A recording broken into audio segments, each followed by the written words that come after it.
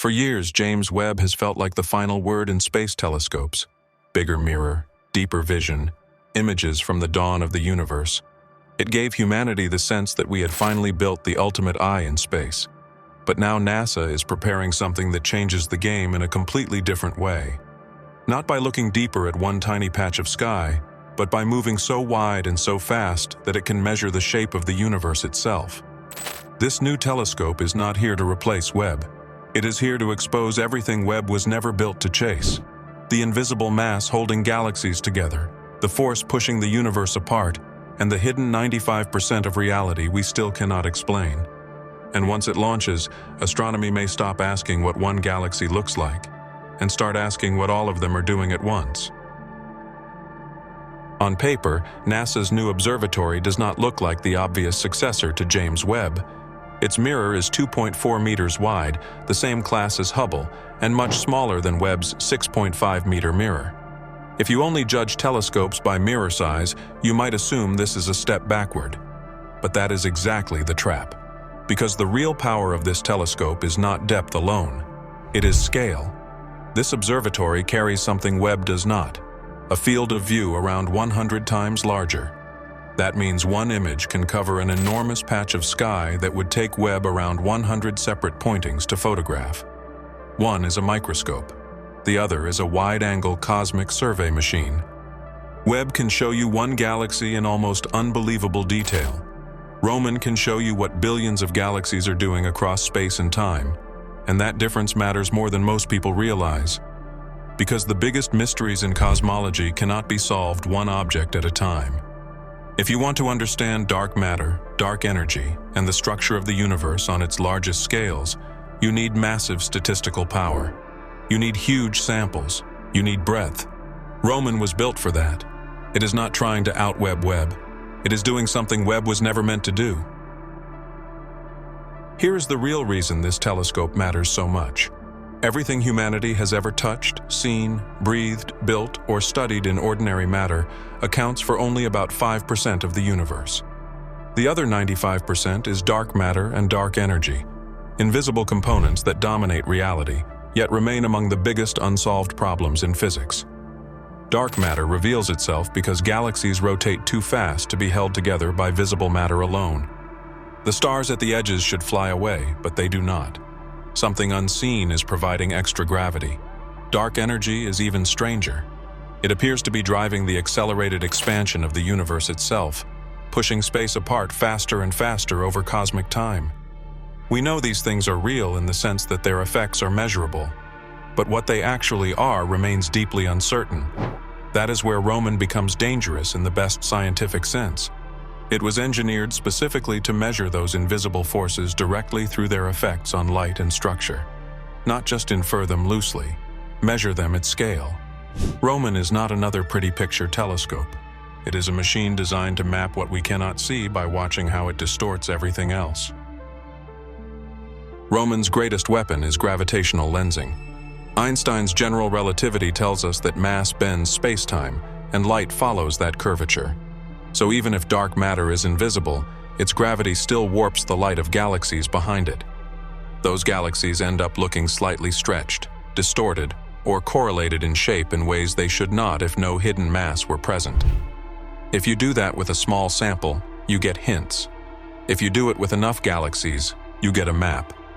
Roman will do it with roughly 2 billion galaxies. That is the leap. Previous surveys worked with tens of millions. Roman moves into a regime where the dark matter signal stops being subtle and starts becoming overwhelming. It will produce the first enormous three-dimensional maps of dark matter distribution across cosmological volumes. And while doing that, it will also measure the expansion history of the universe over around 10 billion years using supernovae and large-scale galaxy patterns. That means Roman is not just looking for where dark matter is. It is also testing whether dark energy behaves like Einstein's cosmological constant or whether something more exotic is going on. In other words, this telescope may tell us whether the universe's accelerated expansion is simple or whether it points to new physics waiting behind the curtain. As powerful as the Dark Universe mission is, it will not be the only thing Roman changes.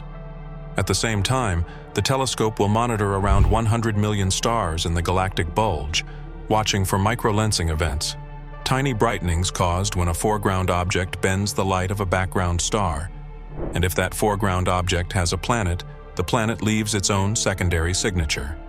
This matters because microlensing finds planets that transit surveys like Kepler and TESS often miss, especially colder planets farther from their stars, the kinds of worlds that more closely resemble the outer architecture of our own solar system. Roman is expected to discover thousands of these planets, giving us a much better picture of how common solar system-like planetary arrangements really are. But maybe the most exciting part is the thing astronomers always quietly know. The most important discoveries are usually the ones no one designed the telescope to find. Hubble did that. Webb did that. Roman almost certainly will too. Once you start surveying the sky at this scale, resolution, and cadence, something unexpected is guaranteed to appear. Strange transients, unusual lensing events, new classes of objects, signals we do not yet have names for. Roman's official mission is to measure the invisible universe. Its unofficial mission is to surprise everyone. The truly unsettling part of Roman is not just that it can survey 100 times more sky than Webb in the same amount of time. It is what that speed does to astronomy itself. For most of history, major discoveries often came from staring at one target, one region, one puzzle at a time. Roman is built for a different era, one where the sky becomes a data field so large that hidden patterns stop hiding simply because no one had enough coverage to notice them before. Think about that for a moment. 2 billion galaxies for the Dark Energy Survey, 100 million stars for the exoplanet microlensing campaign. A cadence and volume no previous space telescope has ever brought together at this scale. When an instrument starts operating in those numbers, the universe stops looking like a series of isolated objects and starts behaving like a measurable system. Roman is not only going to show us more, it is going to show us whether the cosmos has been obeying statistical structures we were too undersampled to detect before. And that is why Roman feels so dangerous in the best scientific way. Because when you move from tiny, brilliant case studies to planetary scale and galaxy scale census science, the old excuses begin to disappear. Either dark matter's fingerprints show up cleanly at cosmic scale, or something is wrong with our current framework. Either dark energy behaves consistently across billions of years, or we are staring at a deeper problem in physics than most people realize. Roman is not just broadening astronomy, it is tightening the pressure on the universe to explain itself. One of the biggest mistakes people make is thinking Roman and Webb are rivals.